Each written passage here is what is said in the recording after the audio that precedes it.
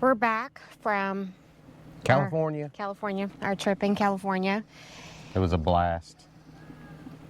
It was. You didn't know or didn't listen to our last episode. Our daughter got married on the Pacific coast of California, in the northern part of California, in a little town called Trinidad. It was fast and furious, but great time. Everybody got there safely and returned home safely, and most importantly, the ceremony and reception, everything was beautiful, and it was exactly what they wanted, so that was the deal. It was a good time. All right, before we dive into talking about all of that, the Airstream that we stayed in, as well as our experience exploring the north coast of California, what's cooking? Well, we got some chicken quarters that we did. We've also got, I don't know if we want to take a shot of it or what, but we've got some roasted corn and some carrots. Carrots, yep. So, yeah, we'll... Barbecue chicken. Yep. Cool. Yep. Welcome to 99 Adventures, the podcast where the campsite stories are all about the RV lifestyle. We're your hosts, Alan and Kim, fellow lovers of all things RV living. Here on 99 Adventures, we explore the highs and pickups of life on wheels, whether it's discovering hidden gems off the beaten path or tackling the realities of RV living. But we're not just about the travel, we're about the taste, too. And every episode, we'll cook up something special right from the RV kitchen or campsite. So get hooked up, grab your skillet, and let's hit the road. It's time for 99 Adventures, where the journey and the flavors never stop. So, first off, our thoughts on staying in an Airstream, and I guess we should... Let's back up just a little bit. What? Wish everybody a happy Easter. Happy Easter. Right. Hope everybody is having as good a weather as we have today. We had some terrible thunderstorms about 2 or 3 o'clock that rolled through. Some of the worst thunder and lightning that I've heard in a long time. Our wiener dogs were beside themselves, shaking. So we've been up. We were up for a couple of hours while that thing rolled through. But the day just absolutely ended up being fabulous. 75-ish, sunny. Sunny and 75. Sunny and 75, and so we took advantage of it. Wanted to do some video today. Took advantage of the weather. Cooked on the grill, and so here we are. Yep. Yeah. We set up a hummingbird feeder right here at our campsite. We just ran up to Dollar General and grabbed it and came back. Set it up. Alan says in 1 second. I don't know if it was 1 second, but I literally... In less than a minute. I literally hung the thing in a tree, and by the time I walked back to the door of the RV, there was already a hummingbird there. Yeah. So Maybe I've never seen one come in that quick, but it's that time of the year. Yep. Some of the neighbors, they have theirs up. They've got 2, and they've got, she said, I think like 30 that come by, in excess of 30. Of course, I don't know how you know that. It's hard to count them. They all look alike, so maybe she only has 5 and it looks like 30. I don't know. Anyway, back to California. California. Yep. Our daughter got married at an Airbnb, a property that had like a big house on it, a smaller like bungalow, another area that was called the loft. It was basically a detached garage with the apartment over the garage, and then an Airstream. So An old Airstream. I meant to look it up. What do you think? What year? I think that it is very late 60s. Yes. And no more than 73. Yes. So let's say 68 to 73, no more. Yeah, Airstream. I just don't, I wouldn't buy it. Yeah. Because it was old school. Yeah, it was. They had done a couple of things, like they put a different bed in the space, and then they took out, I guess, where a couch type thing would have been, and put more of a futon type setup or a different type of couch.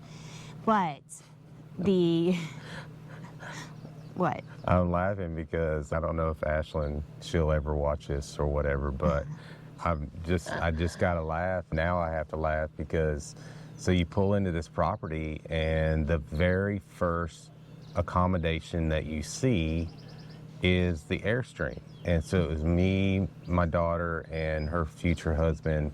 We pulled into the property and Ashlyn was just ecstatic. She was like, okay, Dad, there's y'all's Airstream on the right.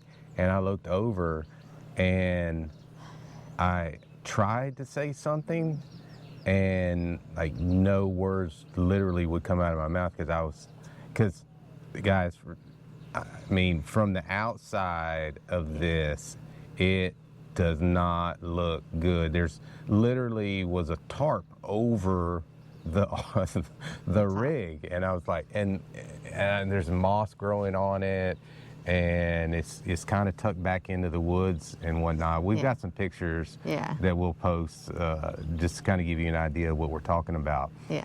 For a very split second, I was really questioning my daughter's decision making.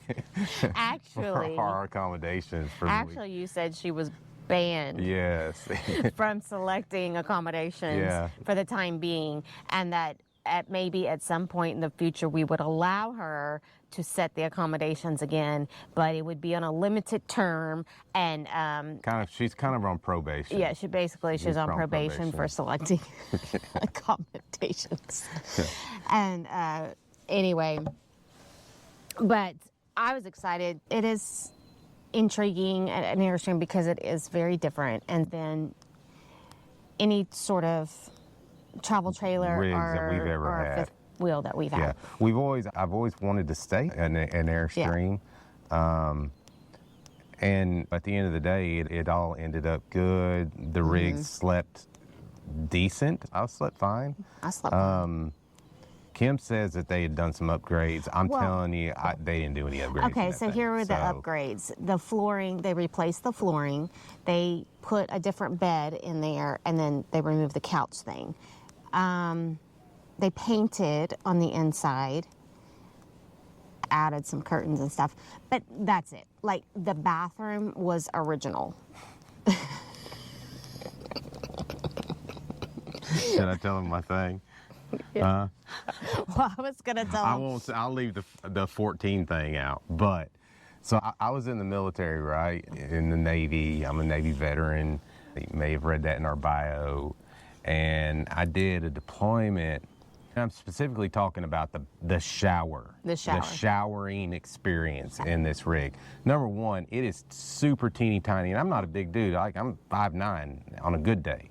I was the first one to take a shower. And I got out, and after fighting with this thing, I could never get the hot. It was either too hot or it's too cold. I couldn't find the sweet spot, and the shower head was like, I don't know. The water saver felt like needles, like because it hit me in a certain spot that was actually quite painful. Yeah. So I won't go any more details about that, but. And so anyway, go back to the Navy thing, right? I told Kim when I got out of the shower, I was like, hey, I've been on my deployment to Bosnia for Operation Joint Endeavor, and I literally have had better shower experiences in a GP medium with 14 other people taking a shower at the same time. I mean, it was crazy. It was nothing like I had experienced before. But again, all joking aside, it all worked out. Yeah. It was still a great experience because we were there for a great purpose. Yeah. And it worked out. But Connor stayed in there with us as well. Our son, yes. Our son, for Friday night and Saturday night. But like the stove top was original, and you cooked on it. Cooked on. Alan cooked bacon, and I promise it smelled like bacon the rest of the time. Even when we got back, my clothes still smelled like bacon, I felt like. Yeah. But other than that, I mean, the shower, and it was a bathtub actually, which was kind of nice. I didn't use it as a bathtub. I don't know what person would fit in there. Me, I fit. No, I don't think so. Yeah, I think it would be very, very tight. Be very, very tight. You put like this much water in it, and it would fill all the way up. But all in all, I mean, yeah, I would like maybe to still experience more of a newer rig. Oh, because like over our bed at the top, there was like an old radio, right? That they had not replaced. It was titled Command Central. It was like analog. Yeah. Like it had a clock on it. But you know what? The clock was actually right. Oh, that's right. It was right. The clock worked and it was right. It would blink. It was a constant blink. But every time, and it was the correct time. Yeah. And it kept correct time. Yeah. You know, so it was. I mean, everything worked. Yeah, everything worked. It's just an Airstream experience. It's our first Airstream experience. Yeah. And it happened to be in a 1960-ish, you know, late type 60s, rig that doesn't move, right? It stays there. Yeah. But Airstreams have come a long way. Well, they've come a long way, but then I think that's kind of their roots. I mean, yeah, the shell is still the same as it was then. They stay with their build, and a lot of people love them, and they sell a lot of them.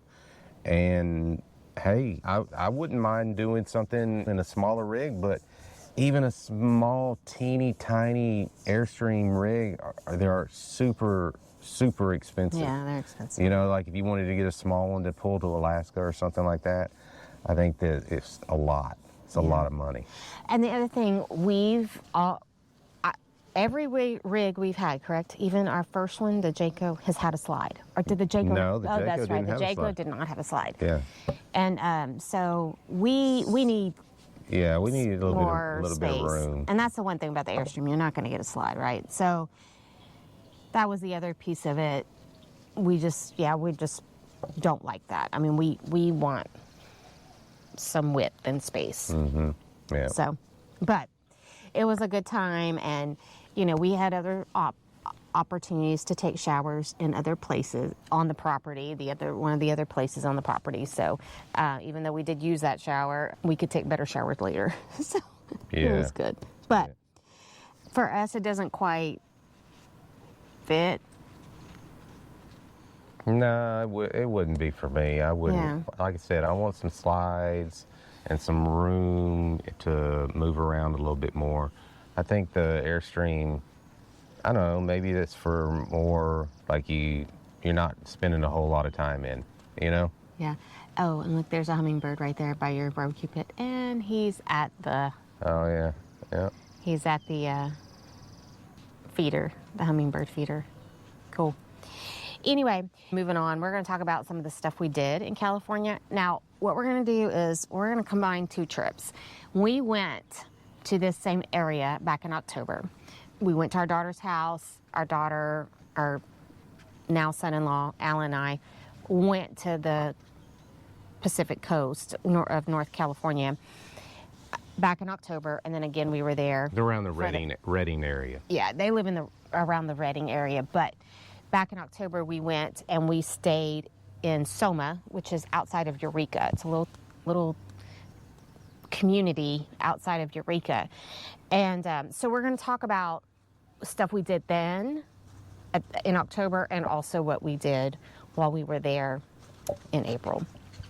So first of all, and we're going to go in order of how they land on the map, not necessarily how we went to them, because we kind of bounced back and forth on different days, and of course it's two different trips and that kind of stuff.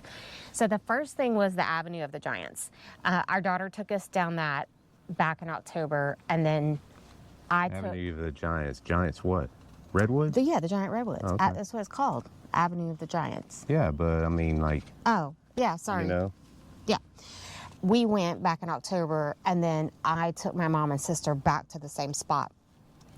And basically, we were at the Humboldt County Visitor Center at the Redwoods State Park. And it was just gorgeous.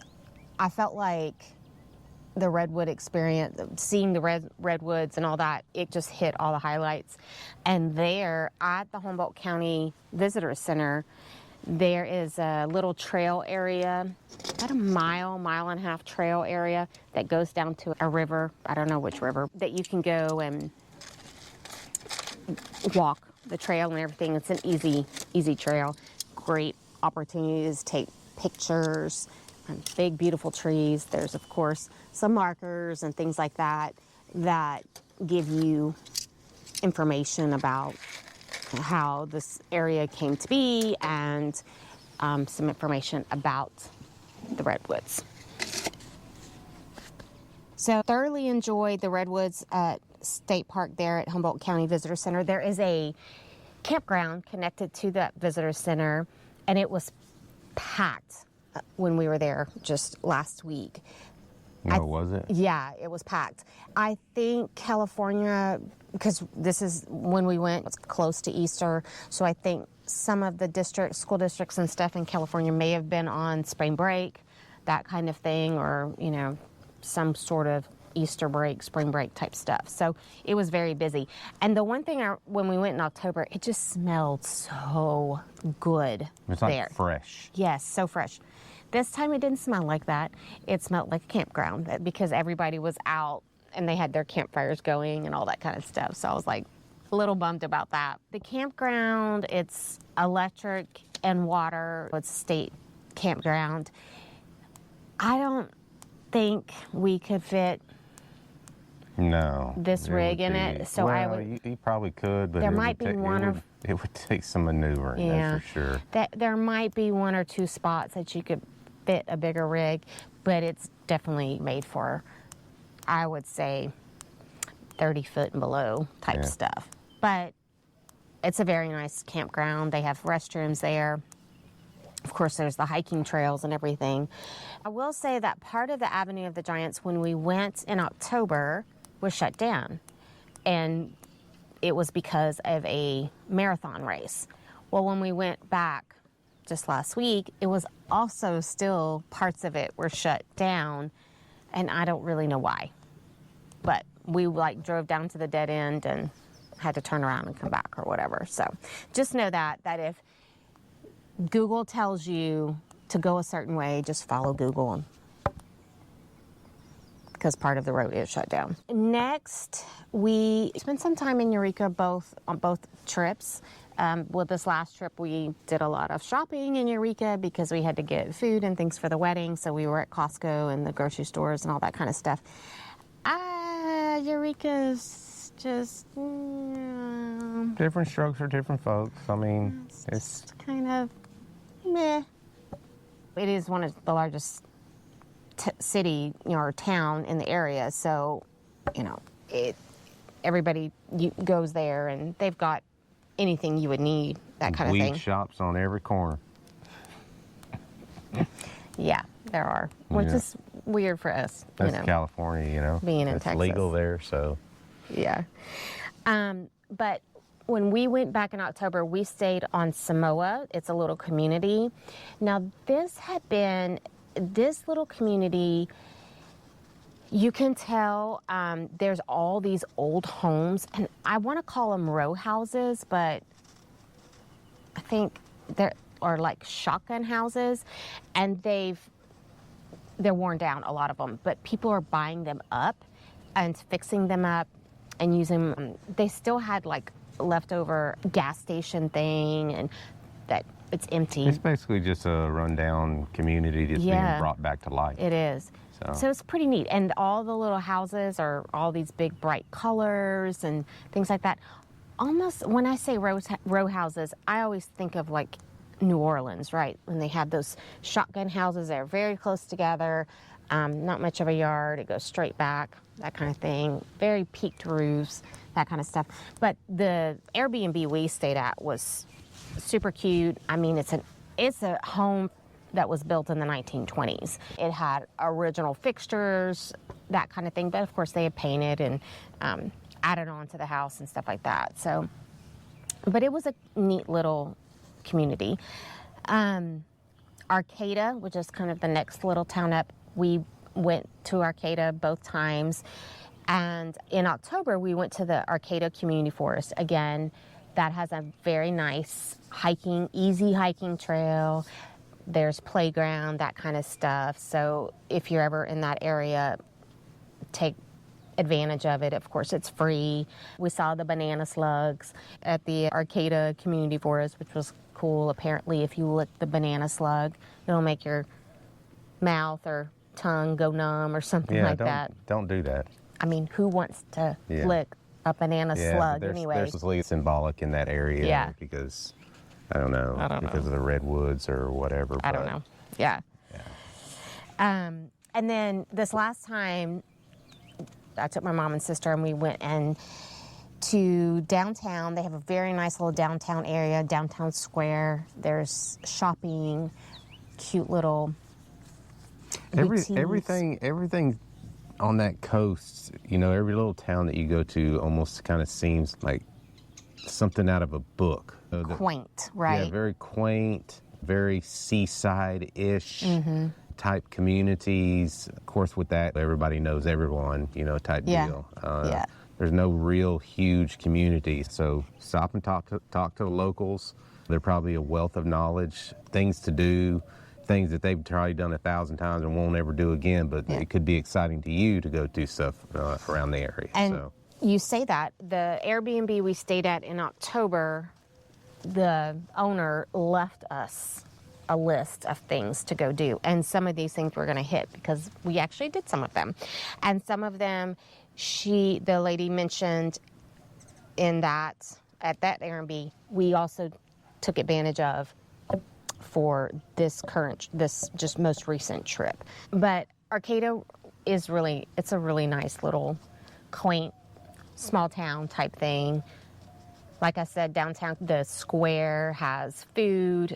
We sat at a little cafe. It was delicious. We had a grilled cheese and tomato basil soup and a salad. It was so good. And it's a coffee shop too. And there was a wine bar and some cute little shops that we poked our heads in and stuff like that. Moving up, the 101. So the 101 is the kind of the highway, or it is the highway that runs along all of these little towns and up along the coast and everything. But you move into Trinidad, and I will say that if you decide to fly, a lot of the folks that were at the wedding flew into the Arcata McKinneyville airport, and it's United that flies into there, and it was super easy to get there and that kind of stuff. So it's an option if you're ever just wanting to fly into the area or whatever. They do have an airport there. But Trinidad is where the wedding was at and where the Airbnb venue was at. And part of it is tucked up into Redwoods, and then the main part of town is right there on the Pacific Ocean. And I walked down there to the Pacific, and it's just gorgeous, of course. There's these big rocks jetting out there at the harbor, and then see all the boats that are anchored out way off of the shore. Yeah, they were like shrimp boats, right? Or that kind of stuff, those kind of boats. And then there's a beach area that you can walk down to. Of course, if you have to walk back up it, do know that you might need to take a break. Because Did you have to take a break? I should have taken a break at the wine bar that's on Main Street, but I didn't. I didn't take a break, but maybe I should have. The houses there in Trinidad are so cute.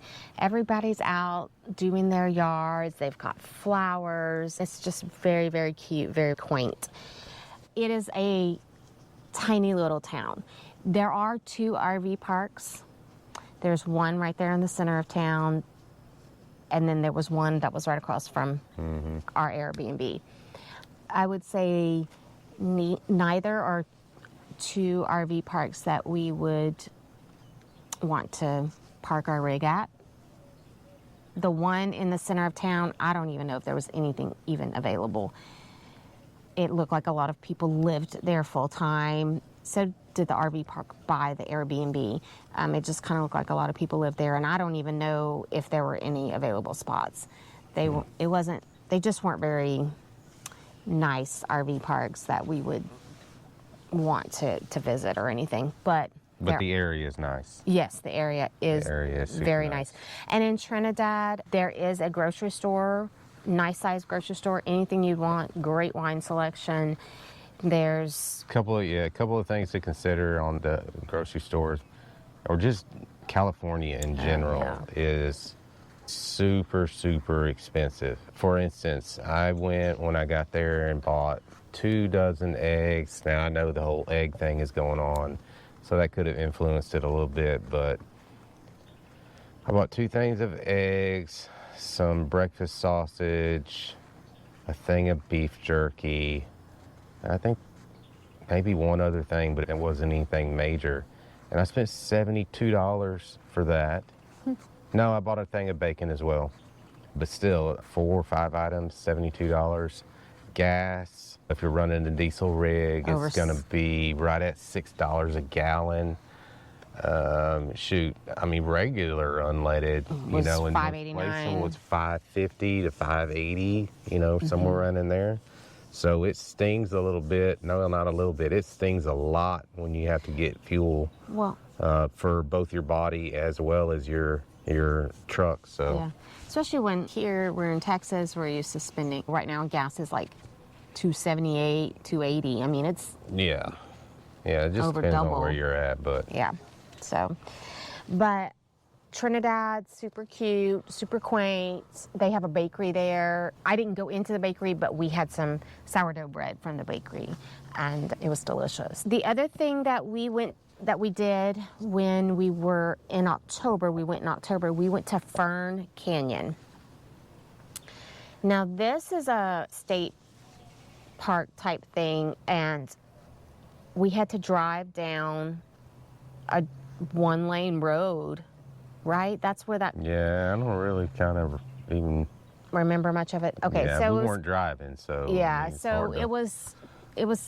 You take a road down to it, and I would say that if it's during the rainy season, like this time of year it is, there in Northern California, the road may not be all that great. Yeah, I would just keep that in mind, that a lot of the places that we're talking about, number one, there's not an RV park at the end of that road.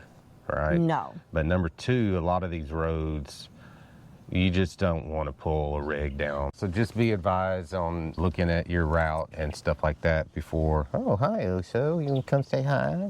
Say hi. But if you go down there, I would say bring some water shoes, because once you get down to the park, there's a parking area to go over to the Fern Canyon spot. It's very wet and muddy, and even when you're walking in the Fern Canyon area, it's water and all that kind of stuff. So I wish I'd had some water shoes instead of just tennis shoes. But it is gorgeous. I mean, they're just ferns just growing all up and down the side of mountain, right? I mean, we're in a mountain type area, and it's streamy, and so you can walk through the stream and cross on logs. We didn't go too far into the canyon because we just didn't have the right shoes on. We didn't realize, but it is really beautiful. So if you're looking for something to do, need a afternoon to do something like that, we'd highly suggest Fern Canyon. Just bring water shoes. If you have issues with walking and things mobility. like that, yeah, I wouldn't suggest that at all. Also in October, we went to Agate Beach. Now, when we went, it was a cloudy day, kind of foggy, but apparently when the sun is shining, it's gorgeous. It's a very shelly beach, and you have to hike to get to the beach. Again, there are some mobility, like if you have mobility issues, I would say, because there's even some like little narrow stairs that you have to go down to and all that kind of stuff. But it was really cool. We picked up a lot of shells there at the beach, and it hits the Pacific. It is the Pacific Ocean. So again, you're another opportunity to see that and everything. So if it's a sunny day, I think I'd highly recommend doing it, just to see the views. Apparently it's stunning. So that would be Agate Beach. So that's a lot of what we did along the coast. A couple of other highlights. There's Trinity Highway. So both times we've gone to our daughter's house in the Redding area. To get from Redding over to the coast, there's just two roads. There's two different roads. The one that's right outside of Redding is Trinity Highway. And I had a little bit of PTSD about Trinity Highway because the first time we went, it was, for me, very windy. I ended up having to drive. I get motion sickness very easily. And so this time I did a lot of prepping and probably too much prepping. You should have brought your glasses to show everybody. Yeah, should have. Yeah. Yeah. They're stunning. Yeah, they are. I even have motion sickness glasses. I got them off Amazon. I'll include the link. They're ridiculous looking. They really are. They're round. There's no frame in them. And they're one size, so kid size or adult size. Just Google it. Trust me, you won't buy a pair. Trust me. I had ginger ale, I had motion sickness patches, I had the glasses, I had made an essential oil roll-on to help. And so anything to help me make it along this highway, because one of the biggest things is like, it's 90 miles, but it's like 3 hours on this road of windiness. 90 miles? No, it is 142 miles. Oh, 142 miles. Yes. Okay. Yeah. Well, it takes 3 hours, and some of it's because you can't, the speed you have to drive. Number two, they do construction. Both times we've gone, there's been construction going on, and it's 2 lane, but then they'll have where it goes to one side has a second lane for passing and that kind of stuff. But this construction, it ends up you having to stop, and it's either a light that everybody has to wait, and then the light will turn green and you can go, or there's somebody there with a pilot car to lead you when it's down to just one lane. So that kind of helped me too, just being able to stop and take a breath. But it is beautiful. We saw waterfalls this time, of course, the mountains. Trinity River. The Trinity River. There was still snow on the mountains, that kind of thing. So it is a beautiful drive. Just if you get sickness, just be aware. Be aware. And it's a lot of the roads around there, so just keep that in mind. Yeah. Period. The other highlight is Redding, and Mount Shasta is gorgeous. Huge. And huge. Yeah, it's the biggest mountain, tallest mountain around that area. It's got tons of snow on it. Way late past the end of May. It tells you how tall that thing is. Yeah. And you can see it from Redding. When you're on I-5, like coming from Sacramento to Redding, you get about 45 miles out, maybe further, and it's just dead straight ahead on I-5. You're just looking at it dead ahead the entire time. And it looks like the Paramount Picture logo. Of course, this time it had all the beautiful snow on it, so it really is gorgeous. They have skiing there and, of course, hiking and all kinds of stuff. We haven't done anything on Mount Shasta other than to just see it in all its glory and beauty. Mm-hmm. The other thing to consider on Trinity Highway or 299, whatever you want to call it, is obviously the motion sickness thing, but also certain areas of that road require chains in the winter. And it can be pretty treacherous going through that area, so just keep that in mind. Also, there's no cell phone service for most of it. When you're going from Redding to Eureka on 299, so you're going from east to west, once you get out of Redding, there's no phone service, and then you'll get to Weaverville, and you'll have some service, and then there's no service again till about 20, maybe 25 miles out before you get into Eureka. So just know that too. There's no phone service. But there are some stops, rest stops along the way, and there's call boxes and things like that. So back to Mount Shasta and Redding. When you're coming from Sacramento to Redding, so I said Shasta is straight ahead in front of you, but to your right is Lassen, Volcanic. I just call it Lassen National Park, but apparently it has Volcanic in there. but Lassen National Park. And we actually did go to Lassen in October, and that was gorgeous. And I would highly, highly recommend it. Now, the only issue is that you don't really know when they open because it's dependent on the weather. The snow. The snow. So it's usually around June that they open, and then they close sometime in October. Yeah, the first snow. Yeah, the first snow. So, but it was absolutely beautiful. So far, like, that's been my favorite Yeah, it was pretty amazing. national park that I've been to. So Lassen, of course, there are some campgrounds in the area. Again, they're mostly tent, primitive. It's going to be dependent on the weather, when those campgrounds open, that kind of stuff.